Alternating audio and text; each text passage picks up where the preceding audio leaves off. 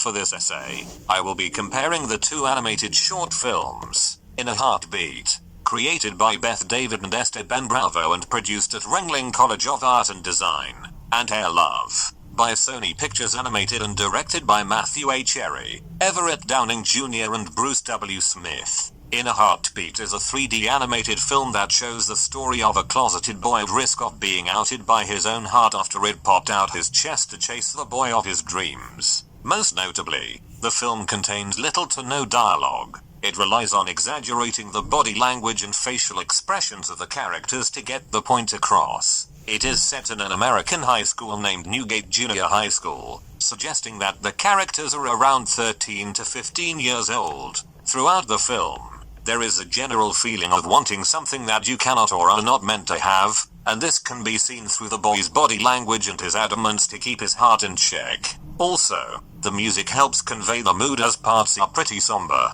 and other parts are upbeat. Hair Love, however, is somewhat different. It is a 2D film about an African-American father learning to do his daughter's, Zuri, hair for the first time. Zuri's mother is not present until the end of the film due to an illness and is to be picked up from the hospital by her husband and child. Zuri is determined to do her hair in preparation for this but ultimately fails, resulting in her father trying and failing too. After hearing a message from a video his wife made, both Zuri and her father tried and succeeded. Like In a Heartbeat, there is not much dialogue other than the video Zuri uses for the hair tutorial. However, the film also uses many more sound effects like a hairdryer or the cat's noises. Due to the lack of dialogue, the body language and facial expressions are exaggerated. Each film looks into its contexts. In a Heartbeat explores the idea of a same-sex relationship. This is still taboo in certain cultures and communities. In parts of the Middle East, Northern Africa and Southeast Asia,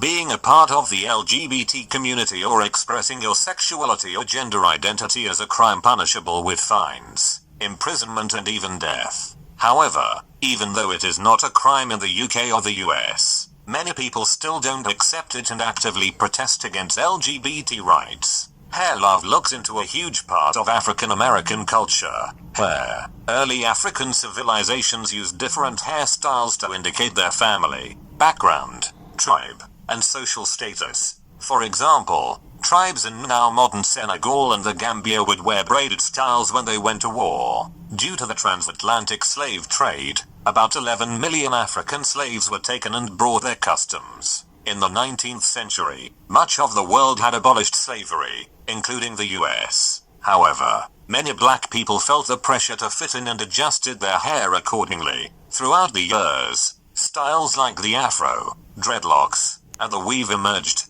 Today, black hair care is a major industry and is estimated to be worth about £530 million plus. During this time, other shorts were being made with the same idea or cultural context. In 2015, an animated short called Dirty Paws was made by Karina Farek. The short tells the story of a gay couple spending a full moon together. However, one of the partners is a werewolf. Another short that looks into an LGBT relationship is Drawn to You, by Eleanor DeWitt, where a young girl's mother disapproves of a drawing her daughter did of two girls holding hands. Both these shorts show and talk about same-sex relationships, but Dirty Paws looks into the one partner being a werewolf more than the actual relationship between the characters. However, their relationship is established well. On the other hand, Drawn to You shows that it can take an entire community to get people together and that one person's disapproval should not stop or dictate whom you love. One of the aspects of Hair Love is the parent-child relationship Zuri and her dad has. This is also known as Storage 2 animations that also show this is Arid by Charles van der Merwe and Metanoia by Emanuela Pereira.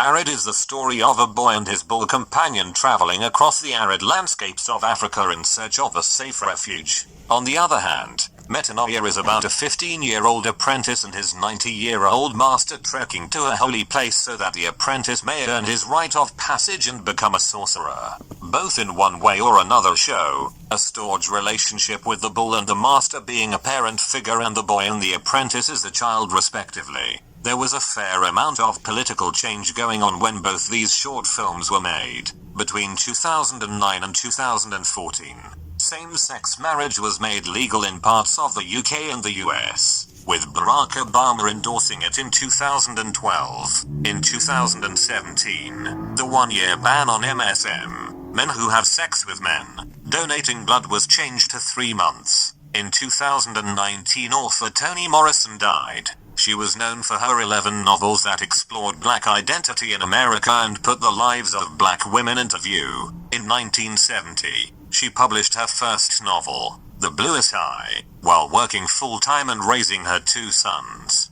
Probably one of the most significant events of 2019 was President Donald Trump being impeached. By definition, impeachment is, in common law, a proceeding instituted by a legislative body to address serious misconduct by a public official. An anonymous tip coming from the Trump administration revealed that a phone conversation between Trump and President Volodymyr Zelensky of Ukraine, where Trump was urging Zelensky to investigate an alleged corruption on the part of former Vice President, now President Joe Biden, and his son Hunter, who sat on the board of the Ukrainian energy company Burisma. At the time, Biden was a leading Democratic presidential candidate for 2020. Democrats in Congress claimed Trump broke the law by soliciting help from a foreign government and digging up dirt on his political rival. The call also happened days after Trump stopped nearly $400 million in military aid to Ukraine, which led to speculation that the president may have made release of the aid conditional on Ukraine's investigation of the Bidens. That September, House Speaker Nancy Pelosi announced the start of a formal impeachment inquiry, and the first public hearings began in the House of Representatives in mid-November. Trump is only the 4th U.S. president in history to face formal impeachment hearings, after Andrew Johnson, Richard Nixon and Bill Clinton. This was the first stage for Congress to remove Trump from office. In early December, the Democratic leaders announced the drafting of 2 articles of impeachment against Trump.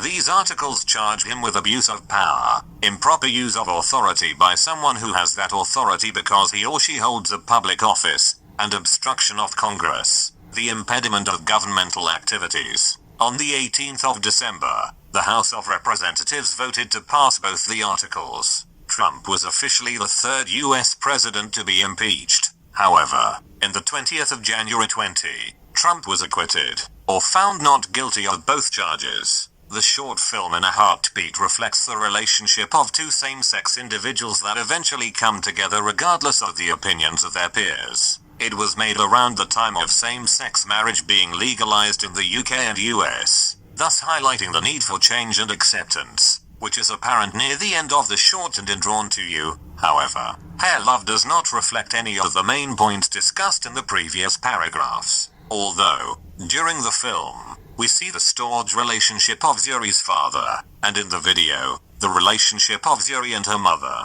I feel that the purpose of the Hair Love vlog page shown in the short could have been created for Zuri, as it is a possibility that Zuri's mom could have been diagnosed with an illness months to years before the short was set. In conclusion, both animations were created during a time when significant political and cultural change was happening. Even though they are non-biased but informative, they allow the audience to make their opinion on the subject but highlights the need for acceptance. Ultimately, the main message I gathered from them was that love is the biggest conqueror of all, regardless of the people involved.